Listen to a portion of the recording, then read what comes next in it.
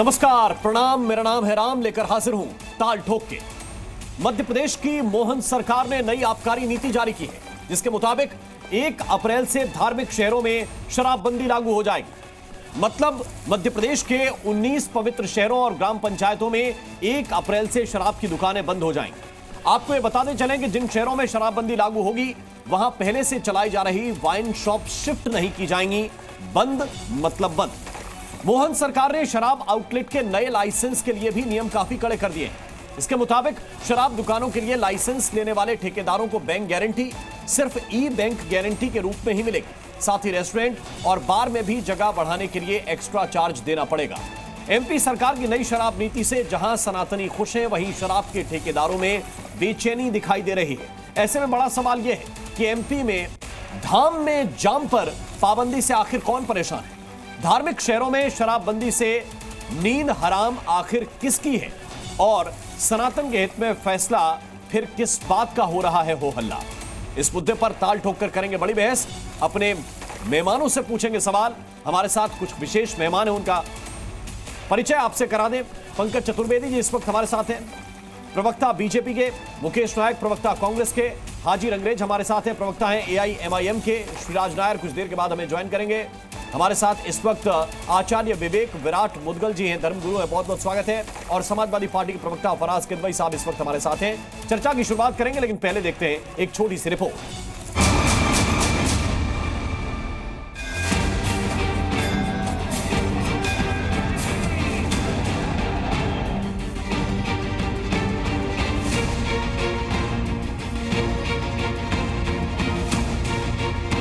शराब की दुकानें बंद कराएंगे और इन दुकानों को दूसरी जगह शिफ्ट भी नहीं करेंगे। ये हमेशा के लिए बंद कराने का इसमें निर्णय किया है। शराबबंदी पूर्ण रूप से बंद कर देनी चाहिए।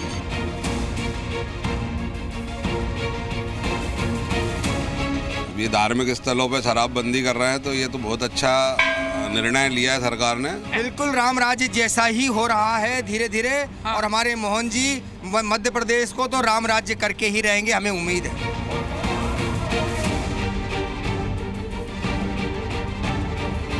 दारू पी करके कई लोग मंदिरों में आ जाते हैं और वो भक्तों के साथ अभद्र व्यवहार करते हैं। और आइए चर्चा की शुरुआत करते हैं और सीधे रुक कर रहे हैं पंकज चतुर्वेदी जी इस वक्त हमारे साथ जुड़ गए हैं, प्रवक्ता हैं बीजेपी के। पंकज जी, बहुत बहुत स्वागत है आपका। लेकिन अभी भी बहुत सारे प्रश्न उठ रहे हैं, बहुत सारे इफ एंड बट हैं इस पॉलिसी के साथ, जिसमें यह कहा जा रहा है कि आप शराब वहां बेच नहीं सकते, लेकिन अगर आप शराब के साथ पकड़े गए तो कोई इसमें जुर्माना नहीं होगा, कोई लोग शराब पी सकते हैं वहां पर। क्या मध्य प्रदेश सरकार की इसके पीछे की मंशा है पंकज जी?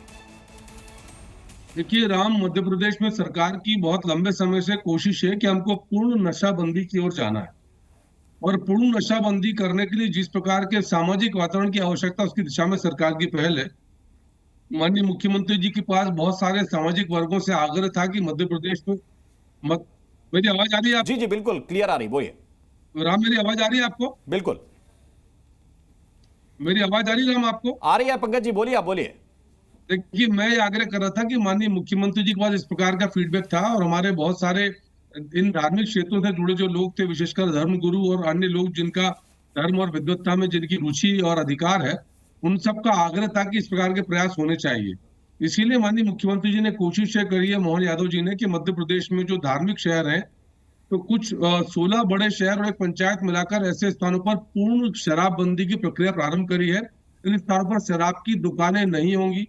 जो शराब की दुकानें बंद की जाएंगी, उनको कहीं विस्थापित नहीं किया जाएगा और इन शहरों में शराब की बिक्री पर प्रतिबंध है। ये मध्य प्रदेश को नशा मुक्ति की ओर लेके जाने की दिशा में पहला कदम है। और मैं मानता हूं कि सारे विषय में किसी प्रकार की राजनीति नहीं होना चाहिए। ये विशुद्ध रूप से आस्था से जुड़ा विषय है और हम सब जानते हैं कि नशा नाक की जड़ है, लेकिन एक वो अलग प्रकार की सामाजिक व्याधि है, उस पर सरकारें अलग काम कर रही है। पर कम से कम धार्मिक क्षेत्रों से इसका प्रारंभ होना चाहिए था। पंकज जी, बहुत सारे प्रश्न हैं इसके साथ भी, मैं आपके साथ जुड़ूंगा, लेकिन हमारे साथ फराज किदवई हैं समाजवादी पार्टी की ओर से। एक रिएक्शन में सबका ले लूं। फराज किदवई साहब, आप किस तरह देखते हैं सरकार के इस फैसले को? देखिए राम जी, कोई भी आदमी जिसके थोड़ा सा भी कॉमन सेंस होगा, वो शराब बंदी के फैसले को तो गलत नहीं बोल सकता जी। तो शराबबंदी का जो फैसला है, चाहे वो मध्य प्रदेश में लिया जाए, चाहे तेलंगाना में लिया जाए, हम उसका स्वागत करते हैं। लेकिन क्या है राम जी कि जो भारतीय जनता पार्टी की सरकारें हैं, इनकी ज्यादातर सरकारें जो हैं वो अहंकार से ग्रसित हैं, और इनके अच्छे फैसलों में भी, मैं फिर से बोल रहा हूं, इनके अच्छे फैसलों में भी कहीं ना कहीं कॉन्स्टिट्यूशन की लेटर एंड स्पिरिट जो है वो आहत होती है।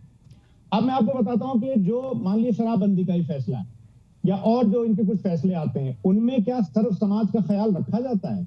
इनके मुख्यमंत्री मंत्री सब सत्ता के नशे में चूर हैं, सत्ता के नशे में।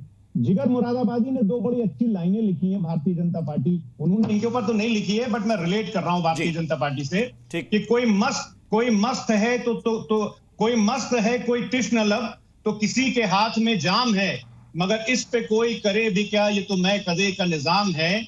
ये जनाब शेख का फलसफा है अजीब सारे जहान में, जो वहां पियो तो हलाल है, जो यहां पियो तो हराम है।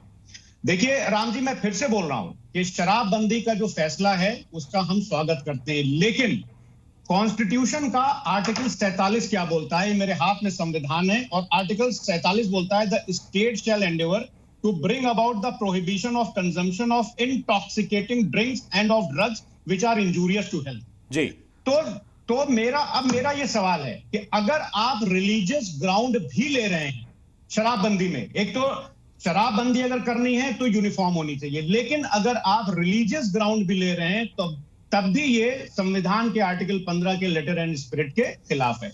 अब मेरा एक सवाल है राम जी, मैं फिर से बोल रहा हूं, स्वागत है। नहीं, दो तीन चीजें हैं फराज किदवई साहब, मैं आपके सवालों का भी स्वागत है, लेकिन मुझे सबको इंक्लूड करना है, फिर मैं डिबेट को थोड़ा सा और ओपन करूंगा। लेकिन बहुत सारी चीजें ऐसी हैं, फिर शेर तो बहुत सारे हैं कि जाहिद शराब पीने दे मस्जिद में बैठकर, या फिर वो जगह बता दे जहां खुदा ना हो। तो कुछ चीजें तो धार्मिक लिहाज से तय होती आई हैं हर जगह पे, यहां भी हो रही हैं। वो पंकज चतुर्वेदी जी ने कहा कि हम इसको शुरुआत करना चाहते हैं, ये भी चेक हो जाएगा कि क्या हम पूरे प्रदेश में कर सकते हैं कि नहीं। लेकिन विवेक विराट, मैं आपको इन कराना चाहता हूं। विवेक विराट जी, क्या आपको लगता है ये स्वागत योग्य पहल है? और क्या फराज किदवई जो कह रहे हैं कि ये आर्टिकल, जिसका मुझे याद नहीं है एग्जैक्ट उन्होंने क्या कहा, लेकिन उसका उल्लंघन वो कह रहे हैं कि ये उल्लंघन है, जरा बताइए क्या कहते हैं आप? राम जी, बिल्कुल स्वागत योग्य है। ये सिर्फ मध्य प्रदेश में नहीं, पूरे हिंदुस्तान में लागू होना चाहिए। शराबबंदी हो या नशाबंदी हो, या पूरी तरह से लागू होनी चाहिए। इससे हमारी जो भी युवा लोग हैं वो इस रास्ते पे ना जाएं, इस रास्ते से ना भटके। कई गरीब परिवार हैं जो सुबह से लेके शाम तक लोग मेहनत करते हैं, और शाम को आते आते अपने घर में एक पौवा या अद्धा ले आते हैं, और घर में भोजन तक नहीं बन पाता। उनके लिए भी सोचनीय का विषय है। तो ये बहुत स्वागत योग्य है, मुख्यमंत्री जी ने बहुत अच्छा कदम उठाया है। मैं इनको भी कहना चाहूंगा, जो एसपी के प्रवक्ता बैठे हुए हैं, आपको आर्टिकल, ये संविधान की बातें तभी क्यों याद आती हैं जब वो आपके ऊपर लागू नहीं होती। जिस दिन वो आपके ऊपर लागू होने लग जाती हैं, यानी कि आपके इस्लाम के ऊपर लागू होने लग जाती हैं, तब तो आप आर्टिकल की बात नहीं करते, तब तो आर्टिकल को उखाड़ के फेंकना चाहते हो, तब तो आपको आर्टिकल को जलाने की बात करते हो, तब तो आप ये कहते हो कि आर्टिकल से ऊपर हमारा इस्लाम है। तो आप कहीं ना कहीं एक विषय पे रहिए, इस्लाम ऊपर है या आर्टिकल ऊपर है या संविधान ऊपर है। अगर संविधान ऊपर है तो आप ठीक कह रहे हैं, अगर संविधान को आप मानते हैं तो आप अपने इस्लाम के ऊपर भी उतना कानून लागू रहने दीजिए। 3 तलाक का मुद्दा हो या किसी भी प्रकार का विषय हो, जो संविधान में कहा गया है, जो एक कानून की धारा में पूरा देश रहेगा, तो इसके ऊपर तो आपको स्वागत करना चाहिए। आप ऊपर से कहते हो कि हम स्वागत कर रहे हैं, परंतु कहीं ना कहीं संविधान और कानून का आर्टिकल का भी आप उसमें किंतु परंतु जोड़ रहे हैं। तो किंतु परंतु आप अपने इस्लाम पे भी जोड़ने की कोशिश करें ना। विराट, मैं उस तरफ थोड़ा सा बाद में जाऊंगा, पहले थोड़ा शराबबंदी की तरफ आते हैं। हाजी रंगरेज, जरा बताइए आपकी क्या प्रतिक्रिया है?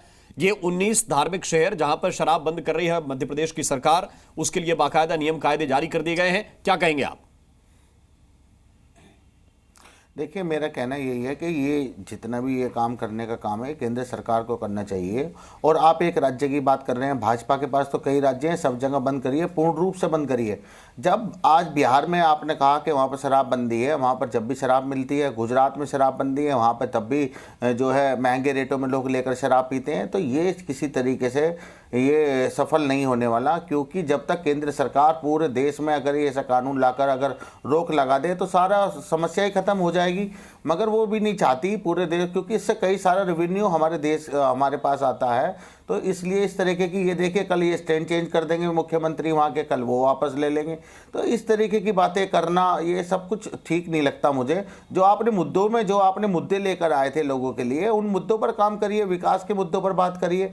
आप उन पर बात ही नहीं करते, कभी मंदिर मस्जिद पे चले जाएंगे, कभी शराबबंदी पे चले जाएंगे, लगातार इस तरीके की बातें। शराबबंदी का डेवलपमेंट से कुछ लेना देना नहीं है, मैंने जिसको जितना पीना वो पीने दीजिए, आनंद करने दीजिए। आप किसी, देखिए मैं तो कह रहा हूँ शराब पूरे देश में बंद होनी चाहिए। हम तो इसका समर्थन करते हैं, हम कह रहे हैं कि मांग भी कर रहे हैं हम तो।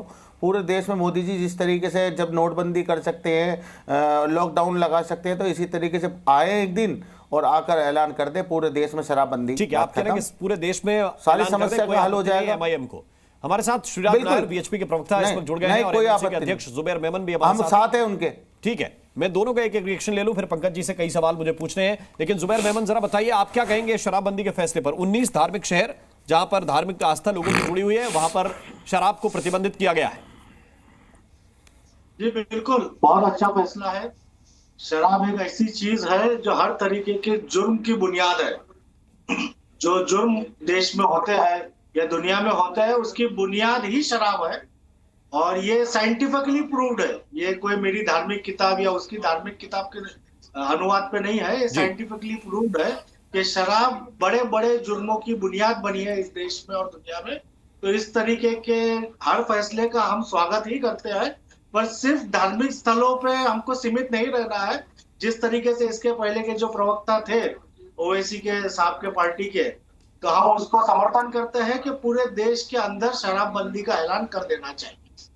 जी, अब श्रीराज नायर साहब जरा आप भी बताइए, क्योंकि अभी 19 शहर हैं और वो भी वो धार्मिक शहर, मसलन उज्जैन को ले लीजिए आप, सलकनपुर ले लीजिए, दतिया ले लीजिए, मंदसौर ले लीजिए, ऐसी जगह जहां पर बड़े बड़े मंदिर हैं, बड़े बड़े धार्मिक स्थल हैं, उन पर प्रतिबंध की बात कही गई कि वहां शराब की जो ठेके हैं वो शिफ्ट नहीं होंगे, सीधे बंद किए जाएंगे। आप क्या कहते हैं? देखिए, विश्व हिंदू परिषद ये पूर्ण रूप से मानते हैं कि जो धार्मिक स्थल है उसके आसपास किसी भी प्रकार के शराब के ठेके नहीं होने चाहिए। इसका हम स्वागत करते हैं। बाकी ये सरकार के राजस्व, सरकार के एक्साइज डिपार्टमेंट और जहाँ जहाँ स्टेट गवर्नमेंट और पूरी तरह से देश की केंद्र की सरकार को विचार करना चाहिए इसके रेवेन्यू लॉस के बारे में। पर हम पूरी तरह से मानते हैं जहाँ जहाँ धार्मिक स्थल है, जहाँ जहाँ मंदिर है, जहाँ जहाँ मठ है, उसके आसपास शराब की बिक्री बंद होनी चाहिए, हमारा मानना है। ठीक है, अब पंकज चतुर्वेदी जी, सबकी राय आपने सुन ली। 2-3 बुनियादी सवाल इसके साथ साथ खड़े हुए हैं। एक तो ये कहा जा रहा है कि क्यों नहीं आपकी सरकार देश में है, देश में बैन कर देते हैं। पूरे स्टेट में तो अब से नहीं, बहुत पहले से यह मांग उठ रही है। ये भी आप लोगों की सरकार ने किया कि नर्मदा के किनारे किनारे जो है ना तो कोई मीट बिकेगा ना शराब बिकेगी, ये भी आप लोगों ने नियम लागू किया। तो जमीनी सच्चाई क्या है, जरा ये भी हमें बताइए। और दूसरा ये बताइए कि क्या सिर्फ 18-19 शहर आपने चिन्हित कर लिया, इससे काम चल जाएगा? इतनी नगर पालिकाएं या नगर पंचायत या ग्राम पंचायत, इनसे काम चल जाएगा, या फिर पूरे मध्य प्रदेश के प्रति आप लोगों को सोचना पड़ेगा? देखिए राम जी, मध्य प्रदेश में और देश में फेडरल सिस्टम लागू है, संघीय ढांचा, और संघीय ढांचे के तहत आबकारी नीति के अधिकार जो है वो राज्यों की सरकार के पास है जी। तो ऑल इंडिया लेवल पर भारत सरकार के स्तर पर इस प्रकार के फैसले हो ही नहीं सकते। और हमारे फराज भाई कौन से संविधान के आर्टिकल 15 के बाद के उल्लंघन की बात करते, समझ नहीं आया। यदि संविधान के किसी आर्टिकल का उल्लंघन शराबबंदी की प्रक्रिया से होता तो गुजरात और बिहार में शराबबंदी कैसे लागू होती? राम जी के संविधान के विरुद्ध वहां की सरकारें काम कर रही है और कोर्ट चुप है। तीसरा एक सबसे बड़ा सवाल है जो मैं जानना चाहता हूँ कि सारे मामले में आपत्ति क्या है? क्या आपत्ति यह है कि बीजेपी की सरकार ने लागू किया? क्या आपत्ति यह है कि मध्य प्रदेश में जो धार्मिक स्थल है वहां पर लागू हो रहा है? किस चीज की आपत्ति है? मेरा आग्रह बहुत साफ है कि मध्य प्रदेश में माननीय मुख्यमंत्री मोहन यादव जी की सरकार एक अभिनव प्रयोग कर रही है कि लगभग 19 धार्मिक स्थलों से, जिसमें एक पंचायत का स्थल भी शामिल है, वहां कोशिश कर रहे हैं कि शराब की दुकानें और शराब की बिक्री प्रतिबंधित हो, बंद हो। वो दुकानें बंद होंगी तो उन दुकानों को कहीं और नहीं खोला जाएगा। और हर नीति के राम जी गुण भी होते हैं, दोष भी होते हैं। हम सब ने देखा कि शराब नीति के कई सारे दोष है, इसलिए सारी व्यवस्था में, जैसे उज्जैन में कि काल भैरव में शराब का प्रसाद है, प्रतिबंध नहीं है। हमारे आदिवासी भाई बहन शराब पीते हैं, प्रतिबंध नहीं है। तो हम धार्मिक रीति रिवाज मान्यता के आधार पर समाज को भविष्य के लिए सुरक्षित करने की दिशा में अब मुझे पहला कदम ले रहे हैं। ये तो इस पे आपत्ति क्या है, अभी तक साफ नहीं हुआ। नहीं, एक पॉइंट देखिए, आपत्ति क्या है, मैं मुकेश नायक जी के पास चलूंगा। कांग्रेस के राष्ट्रीय प्रवक्ता है मुकेश नायक जी। और दूसरी बात यह है कि बहुत अच्छी रामकथा भी सुनाते हैं, व्यासपीठ पर भी मुकेश नायक जी को आप लोगों ने सुना होगा। मुकेश जी मेरे साथ जुड़े हैं, बहुत स्वागत मुकेश नायक जी। मुझे बस इस बात पे थोड़ी आपत्ति है कि हमारे आदिवासी भाई बहन पीते हैं तो हम वहां प्रतिबंध नहीं लगाएंगे। भाई भाई बहन तो आपके सारे हैं, सबने आपको वोट किया है, और जो पीते हैं अगर वो भी आपके भाई बहन है तो फिर क्या मतलब है कि आप इधर कर दिए उधर नहीं करे। मैं आऊंगा पंकज जी इस सवाल के साथ, लेकिन मुकेश नायक जी क्या आपत्ति है और क्या प्रश्न है आप लोगों के इस पूरे फैसले को लेकर? देखिए, एक बार मैं मध्य प्रदेश में कैबिनेट मिनिस्टर था जी, तो मंत्रिमंडल की बैठक में आबकारी नीति पर चर्चा हो रही थी। तो एक मंत्री बोले आदिवासियों की संस्कृति में है कि वो पीते हैं, इसलिए वहां शराब पीने में और शराब बनाने में छूट देना चाहिए। मैंने इस पर आपत्ति ली थी। मैंने ये कहा था कि यहाँ शिक्षा की कमी है, ये गरीब लोग हैं और यहाँ व्यसन नहीं होना चाहिए ताकि ये जिंदगी में सही निर्णय ले सके, पढ़ लिख सके, आगे बढ़ सके। लेकिन किसी ने मेरी सुनी नहीं। ये मेरे कांग्रेस की मंत्रिमंडल की बैठक की बात कर रहा हूं मैं जी। दूसरा मैं बता दूं कि आज जो निर्णय हुआ कि 17 शहरों में शराब नहीं पर प्रतिबंध लगाई जाएगी, इनसे एक ही प्रश्न पूछो कि शराब पीना 17 शहरों में बुरी बात है और बाकी पूरे राज्य में अच्छी बात है। इनसे पूछो ये किस तरह की बेहूदी बात और किस तरह का बेहूदा निर्णय है कि व्यसन, बीमारी, नशा ये धार्मिक स्थलों पर ठीक नहीं है और बाकी स्थलों पर ये ठीक है। बाकी पियो, मरो, जहां जाना हो जाओ। देखिए जो व्यसन है, नहीं आप थोड़ी देरी से जुड़े मुकेश जी। अभी मैंने पंकज जी से यही प्रश्न पूछा था, उन्होंने एक बात कही कि देखिए अभी हम इसको शुरू कर रहे हैं, आगे देखेंगे, अगर सफल इसमें रहे तो इसको पूरे प्रदेश में लागू करेंगे। ये उन्होंने छोटी बात कही। दूसरा आप, मैं इसलिए आपको रेफरेंस में ला रहा हूं कि देखिए जहां मुकेश नायक जी का रामकथा पंडाल लगा हो, जहां आप व्यासपीठ पे बैठे हो, तो आप भी कम से कम कोशिश ये करते होंगे कि उस क्षेत्र से 100-200 मीटर के आसपास कोई ऐसी घटना ना हो जहां शराबी शराब पी के घूम रहे हो या आपकी कथा में कोई घुसाए। तो प्रयास इनका यह है कि जहां पे ये बड़े बड़े मंदिर हैं, जहां बड़ी प्रतिष्ठित पीठ है, वैसे तो हर जगह मंदिर है मध्य प्रदेश में, हर गांव बड़े प्रतिष्ठित मंदिर हैं, लेकिन क्या आपको लगता है कि यह शुरुआत भी ठीक नहीं है?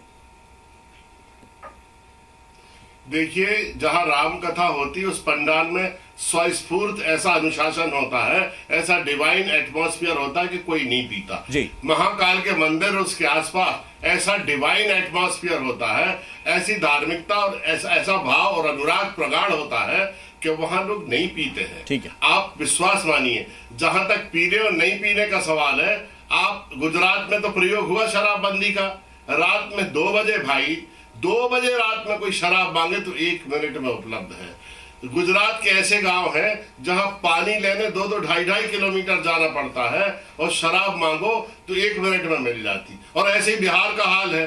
दोनों राज्यों में हमने शराबबंदी पर प्रयोग किए हैं और शराबबंदी के ये प्रयोग ऐसे लोगों को प्रोत्साहित करते हैं जो माफिया लोग हैं, जो गैंग बना के शराबबंदी, शराब विक्रय का काम करते हैं। रातों रात हजारों करोड़ का बिजनेस अब आपके दोनों सवालों के हाथ में चला गया है। करना चाहता हूं आपके साथ कि भाई ये ब्लैक वाला सिस्टम कैसे रोकेंगे? क्या शराब माफियाओं को ये श्रेय देने की बात है कि आप दूसरी पंचायत में तो बेच रहे हैं बगल में, या दूसरी नगर पालिका में बेच रहे हैं और इस वाली में नहीं है तो इधर नहीं आएगा? इसका क्या नियम कायदा होगा? या यहां पर जो स्टॉक कर लेगा उसका क्या नियम कायदा होगा पंकज जी? और दूसरा ये कि बाकी, मुकेश जी ने जो पूछा कि बाकी मध्य प्रदेश के लोग आपके लोग नहीं है क्या? ये पूरा मध्य प्रदेश भारतीय जनता पार्टी की सरकार का दायित्व है राम जी। और मुकेश नायक जी की बात से एक बात तो स्पष्ट है कि कांग्रेस की सरकारों की रुचि शराबबंदी में नहीं थी। मुकेश जी आज से लगभग 20 वर्ष पहले कैबिनेट मंत्री थे और आदरणीय भाई साहब मुकेश नायक जी ने प्रस्ताव रखा। उस प्रस्ताव को यदि दिग्विजय सिंह की सरकार, जिसमें आदरणीय मुकेश नायक जी मंत्री थे, यदि अस्वीकार कर दिया तो कांग्रेस की मंशा तो इस विषय में नहीं है स्पष्ट। दूसरा, आदिवासी वर्ग में मुकेश भाई साहब अच्छी तरीके से परिचित है कि वो उनकी धार्मिक रीति रिवाज और संस्कृति का हिस्सा है, बाकी समाजों में प्रतिबंधित है और उसके बाद भी लोग व्यसन के रूप में इसका दुरुपयोग या उपयोग करते हैं। यदि सरकार की कोशिश ये है कि धर्म के आधार पर धार्मिक क्षेत्र में यदि शराबबंदी की प्रक्रिया, मेरा राम जी सवाल वही घूम फिर इसमें आपत्तिजनक क्या है क्या बीजेपी की सरकार लागू कर रही है इसमें आपत्ति है? क्या हिंदू सनातनी धर्म स्थलों पर लागू हो रहा है इसलिए आपत्ति है? क्या मध्य प्रदेश को बेहतर दिशा में ले जाने का नया प्रयोग है इस पर आपत्ति है? पीड़ा तकलीफ किस बात की वो उत्तर नहीं है। ठीक है, हम ऐसा करते थे, ऐसा हुआ। मुकेश जी जवाब देना चाह रहे हैं आपको। मुकेश जी देखिए, मैं ये कह रहा हूं, मैंने साफ गोई से इनको बताया कि मैंने एक संवेदनशील आदमी होने के नाते अपने मंत्रिमंडल में ये कहा कि ये गरीब आदमी को व्यसन और नशे से मुक्त कराए बिना हम इनको शिक्षित और इनको आर्थिक और सामाजिक रूप से संपन्न नहीं बना सकते। अभी हमारे मित्र कह रहे हैं कि उनकी संस्कृति है शराब पीना। ये कमाल है भाई, सभ्यता तो हो सकती है शराब पीना संस्कृति कैसे हो सकती है? मुझे ये सब समझाइए। और ये कह के हमने कि उनकी संस्कृति है, उनकी परंपरा है, उनकी मान्यता है, उनकी रीति रिवाज का हिस्सा है, ये कह के हमने एक बहुत बड़े वर्ग को शिक्षा से वंचित रखा, समाज की मुख्य धारा से वंचित रखा, सामाजिक न्याय से वंचित रखा, आर्थिक न्याय से वंचित रखा। शराब पीना गरीब आदमी के लिए अभिशाप है। शराब पीना किसी भी व्यक्ति के लिए नुकसानदेह है, उसको शारीरिक हानि पहुंचाने वाला है, मानसिक हानि पहुंचाने वाला है। एक राज्य तक सीमित नहीं है। आपने अपने प्रयास के बारे में बताया, मैं आपको साधुवाद देता हूं कि आपने अपनी कैबिनेट के दौरान प्रयास किया, लेकिन सरकारें आपकी भी अलग अलग राज्यों में आती हैं जाती हैं। छत्तीसगढ़ में अभी थी, अब नहीं है, फिर आएगी किसी राज्य में, हिमाचल प्रदेश में आज है। मुझे ये बताइए, क्या वाकई ये शराब माफिया वाला कॉकटेल इतना ज्यादा है या इच्छा शक्ति सरकारों की नहीं है कि वो नहीं करना चाहती? देखिए, एक तो कारण ये लोग ये बताते हैं कि किसी भी एक राज्य में बहुत बड़ा हिस्सा रेवेन्यू का इससे आता है। तो इस बहुत बड़ा हिस्सा जब रेवेन्यू का इससे आता है तो ऐसे विकास का, ऐसी उन्नति का क्या अर्थ है जो मानवीय गरिमा के पतन में जन्म लेती हो? सरकारें दूसरी जगह से अपनी मितव्ययता करें, अपने आर्थिक नियोजन को ठीक करें, बेकार के खर्चों को ठीक करें, वो रेवेन्यू बचाए। वो हर एक राज्य में भारत के फॉरेस्ट में, एक्साइज में, माइनिंग में 1,500 हजार करोड़ का रेवेन्यू लीकेज है। इस रेवेन्यू लीकेज को रोके और वहां से इस राजस्व को कवर करें ताकि राज्य के भौतिक लक्ष्य को प्राप्त करने के लिए धन। ठीक है, मैं फराज साहब के पास चलना चाहता हूं। फराज किदवई साहब, आप एक तो आर्टिकल 15 का उदाहरण दे रहे थे, दूसरा ये, उस पर भी पंकज चतुर्वेदी को आपत्ति थी कि आप वो जो ठीक नहीं कोट कर रहे हैं। दूसरा ये कि ये धार्मिक आधार पर आपने एक प्रश्न उठाया कि केवल धार्मिक आधार पर क्यों? क्या आपको लगता है कि उन जगहों पर भी विशेष रूप से इस पर प्रतिबंध शुरू ना हो तो कहां से फिर शुरू करेंगे? देखिए राम जी, मैंने आर्टिकल 15 का जो जिक्र किया था उससे पहले आर्टिकल 47 का जिक्र किया था। मेरे हाथ में एक कॉन्स्टिट्यूशन ऑफ इंडिया है और कहिए तो मैं इसको आर्टिकल 47 को फिर से पढ़ करके सुना दूं। इसमें पूरे कॉन्स्टिट्यूशन में अगर शराबबंदी का कहीं जिक्र है तो आर्टिकल 47 में है और इस पर हेल्थ का ग्राउंड लिया गया है कि इस पर स्टेट कोशिश करेगा कि शराबबंदी होनी चाहिए। इसमें कहीं पर भी रिलीजन को बीच में नहीं लाया गया है। आर्टिकल 47 का मैं जिक्र कर रहा हूं। लेकिन और मैंने पहले ही कहा, मैं तो समर्थन करता हूं शराबबंदी का, लेकिन प्रॉब्लम क्या है कि अभी जैसे हमारे आचार्य विराट जी बैठे हुए हैं, जैसे ही इन्होंने देखा, सर मैं आपको बताऊं आचार्य जी, मैं समाजवादी पार्टी का प्रवक्ता हूं, मैं मुस्लिम समाज का प्रवक्ता नहीं हूं, ना ही तो मैं मुस्लिम स्कॉलर हूं, लेकिन अभी रामराज का भी जिक्र हुआ बीच में, तो रामराज का जो तस्वुर है वो तो रामचरितमानस में लिखा हुआ है ना कि रामराज बैठे त्रिलोका, हर्षित भय गए सब शोका, बैरू न कर साहू काहू संग कोई, राम प्रताप विषमता कोई। तो रामराज में तो हम और आप आचार्य जी भाई हैं। आपने मुझे देखते ही जो है वो ब्लास्ट करना शुरू कर दिया। तो देखते नहीं, आपकी वाणी पर देखते ही नहीं। क्या आप देखने से तो इस्लाम को मानने वाले लगते ही नहीं। देखने से तो इस्लाम को मानने वाले दिखते ही नहीं है ना। मैं प्रैक्टिसिंग मुसलमान हूँ, देखने से कोई नहीं लगता है कि वो मुसलमान, प्रैक्टिसिंग मुसलमान हूँ, मैं 5 वक्त की नमाज पढ़ता हूँ। लेकिन क्या है कि आप ही रामराज का जो तस्वुर है, रामराज का जो एक थॉट है, उसके खिलाफ आप जा रहे हैं। खैर छोड़िए, मैंने आर्टिकल 47 के बारे में आपको राम जी बताया। अब मेरे 2 सवाल। सवाल ये देखिए राम जी, सुनिए प्लीज 20 सेकेंड। सवाल मेरा ये है कि मैं फिर बोल रहा हूं कि ये फैसला अच्छा है, तो क्या धार्मिक स्थल भोपाल में ताजुल मस्जिद नहीं है, क्या उसके आसपास बैन नहीं लगना चाहिए? क्या मोती मस्जिद जो 1860 में एक पॉइंट है इसमें, मैं फराज साहब आपको टोकना चाहता हूं, एक छोटा सा। मेरा इंटरप्शन इतना सा है कि भाई ये जैसे आचार्य विराट विवेक बैठे हुए हैं, विवेक विराट जी बैठे हुए हैं, या बहुत से हिंदू धर्मगुरु हैं, वो बाकायदा अपीलें लेके जाते हैं सरकार के पास कि साहब ये बंद कीजिए। भाई मौलाना लोग निकल के आए ना, चाहे ताजुल मसाजिद हो या कहीं जामा मस्जिद हो या कहीं बहुत बड़ी मस्जिद हो, वहां के मौलाना लोग खड़े हो जाएं इकट्ठे कि नहीं, मुझे नहीं चाहिए इसके आसपास कोई शराब का ठेका। भारतीय जनता पार्टी, राम जी, भारतीय जनता पार्टी की जो सरकार है, अगर किसी भी मौलाना ने ये मांग कर दी तो आप ये समझ लिए कि उसके विपरीत ये सरकार करेगी। लेकिन संविधान जो अधिकार देता है, पंकज चतुर्वेदी इस पर रिप्लाई कर रहे हैं। पंकज जी। जी जी, मेरी आपत्ति है सर, ये बहुत गलत तरीका है कि ये कहा जाए कि भारतीय जनता पार्टी किसी मौलाना की मांग के विरोध में काम करेगी। ये गलत तरीका है, और यही जो आचार्य विराट की आपत्ति इसी प्रकार की सोच पर है। उनको फराज किदवई से या उनके धर्म से कोई आपत्ति नहीं है, हम आदर करते हैं। और जो सोच है ना ऐसी कि बीजेपी की सरकार में यदि कोई मौलाना डिमांड करेगा उसके विरोध में काम करेंगे, पीड़ा राम जी इनकी यही है।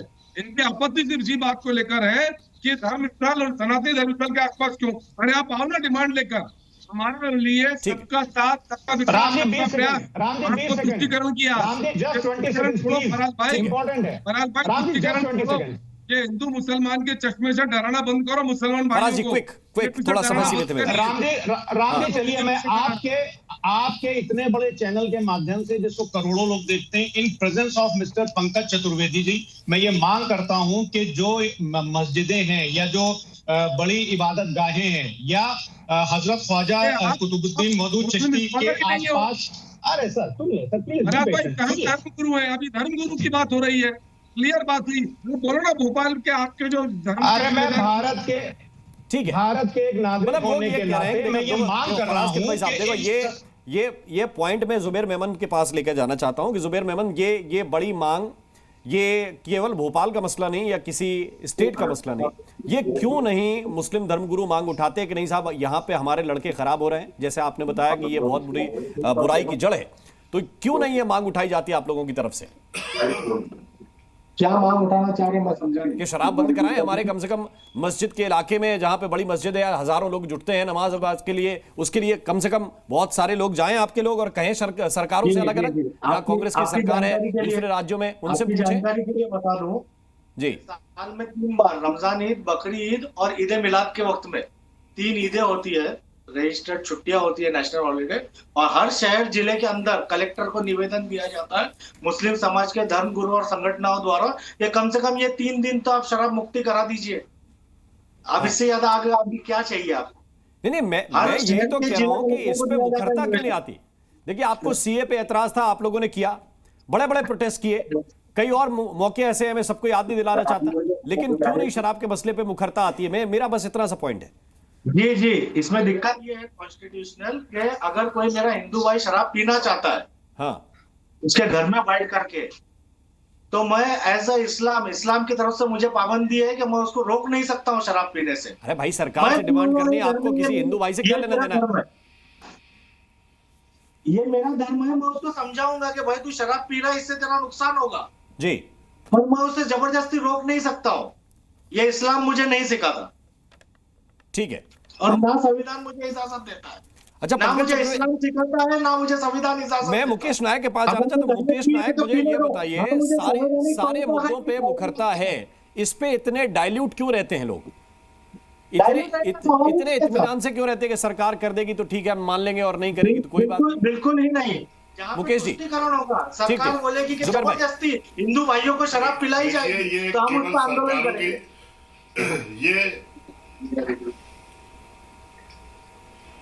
ये केवल सरकारों की जिम्मेदारी नहीं है कि शराबबंदी हो जी, ये जितने भी धार्मिक, संवेदनशील, पढ़े लिखे, समाज सेवी लोग हैं, उनकी एक कलेक्टिव रिस्पॉन्सिबिलिटी है कि एक जनजागरण करें, लोगों को समझाएं, नई पीढ़ी को समझाएं कि भाई ये हानिकारक है, ये शारीरिक शरीर के लिए भी नुकसानदेह है, सामाजिक प्रतिष्ठा के लिए भी हानिकारक है, ये हर तरह से नुकसान पहुंचाने वाली है।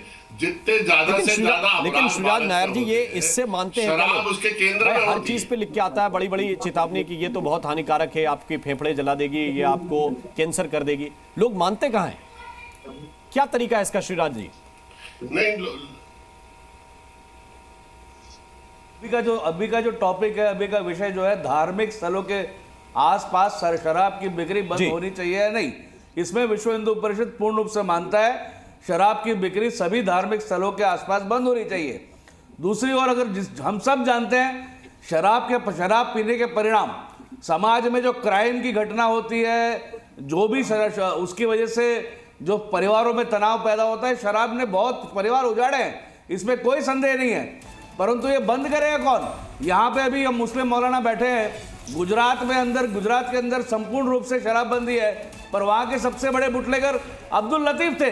यहाँ पे मुंबई में दाऊद और उसके गुर्गे शराब, इल्लीगल शराब की बड़ी बड़ी भट्टियां लगा के बैठे समय अभी मेरे पास तो ये जो एक तरफ हम बोलते हैं शराब हराम है, समाज और को सरकार को भी पूरी ताकत के साथ ऐसी बुराइयों के खिलाफ खड़ा होना पड़ेगा, बहुत दृढ़ता के साथ इन बुराइयों के खिलाफ लड़ना पड़ेगा, तब जाकर जो सोच रही है सरकार वो कहीं ना कहीं जमीन पर उतरता हुआ दिखेगा। ताल ठोक के मैं अभी के लिए बस इतना ही। नमस्कार।